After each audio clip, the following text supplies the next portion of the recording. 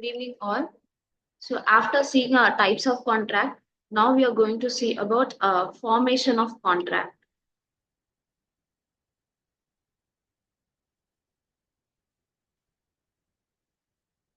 So, first of all, what are the goals to form a? Why we need to form a contract? To understand how a contract is formed, to understand core concept of the contract, and to understand the relationship between each core concept of the contract.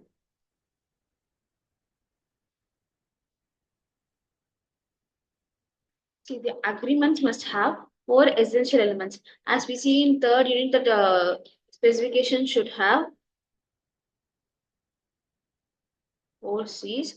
Here, an agreement of a contract should have agreement must have four essential elements to give rise to a contract, and its respective obligations are offer, acceptance, consideration, and intention to create legal relations. See, offer, acceptance, consideration, and an intention to create legal relations. Now, offer.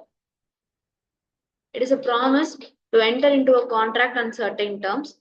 It must be specific, complete, capable of acceptance, and intended to be bound by acceptance. And then it can be expressed or implied by conduct. It may be made to an individual or group or persons. Okay. So acceptance of an offer must be accepted to create. First, in order to in relation to acceptance, an offer must be accepted so that only a contract can be created. It should be final and unqualified with no variations to the proposed terms. Consideration. So consideration essentially means that a person cannot enforce a promise unless he has given or promised something in return. A contract without consideration will only be enforceable if it made by deed. Okay. Now it is intention to create legal relations. So what is the intention to create legal relations? So in order, the parties must intend to legally binding agreement, else there will be no contract. They have to keep properly, they have to contract it properly, they have to agree it properly, and accept it, and they have to consider it, and then only finally it will create an intention to create legal relations.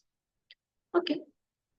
The conditions in the contract are rates inclusive of materials and labor, how regarding rates, and then how much amount of security that as we already saw, right?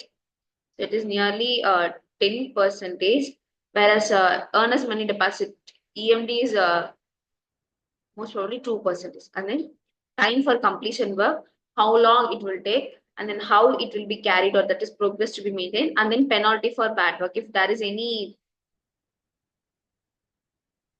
defects, what is the penalty? And then how the amount is paid, mode of payment, extension of time, if it gets delayed, how long can the extension time can be given, like lapse period can be given. Termination of contract, if there is any fault, how the contract can be terminated, and compensation to labor and minimum wages. So these are the 8 conditions that is to be followed in a contract document. Thank you.